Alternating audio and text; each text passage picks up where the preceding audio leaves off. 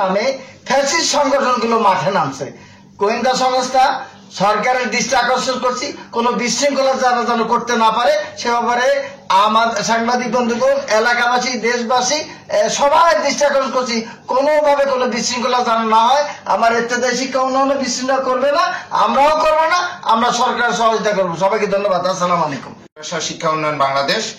আজকে আমি মাননীয় শিক্ষা উপদেষ্টাকে একটি কথাই বলতে চাই, সেটা হচ্ছে তিনি গত 22 জানুয়ারি যে কথাটি বলেছেন যে স্বতন্ত্র ইবতেদায়ী মাদ্রাসার সমস্যাগুলো যৌক্তিক।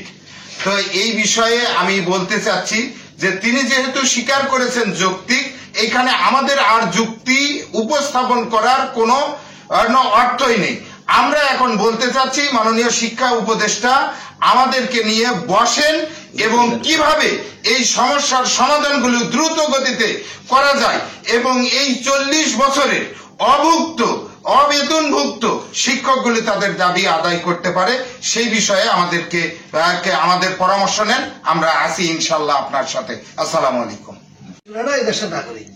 ইলেকশন আসলে সব নেতারা আসে আমাদের পিছিয়ে ঘুরে ভোটের জন্য, কিন্তু 40 বছর থেকে যে এই মানুষগুলো না খেয়ে মরতেছে, এটার জন্য কারো কোনো দরদ নেই। ইনশাল্লাহ আমরা নিয়মিত আগাচ্ছি।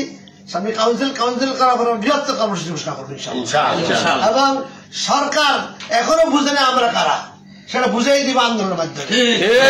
আমরা যদি আন্দোলন না যাই, সরকার আমাদের দাবিগুলো পূরণগুলিত হয়ে গেল। যদি না করে তাহলে আমরা দুর্বল, এটা ভালো কোনো যুক্তি কথা নাই। বহু আন্দোলন দেখেছি, গাড়ি ভেঙেছি, রাস্তা বন্ধ করে দিয়েছি, বহু ঘটনা ঘটেছি, সিট মার্শাল গাড়ি বন্ধ করে বহুগুলো সরকারি গাড়ি করছি, এগুলো আমাদের ইতিহাস আছে। কিন্তু আমরা অগণতান্ত্রিক ভাবে অনিয়মতান্ত্রিক কিছু করতে চাই না।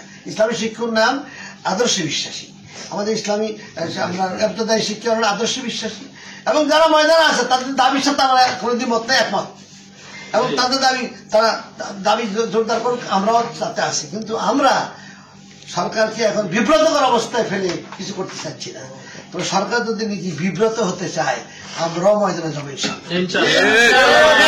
40 বছর ধরে অবহেলিত বেতন ভাতার জন্য নীতিমালা এর আগে একটি প্রণীত হয়েছে।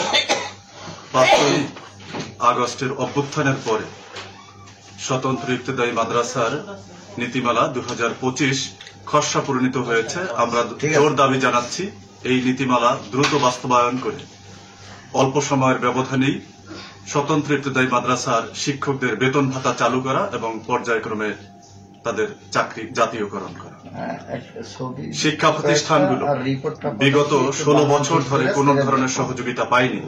অতএব ভৌত অবকাঠামো মেরামত এবং পুনর্নির্মাণের জন্য অন্তর্বর্তীকালীন সরকারের কাছে জোর দাবি জানাচ্ছি।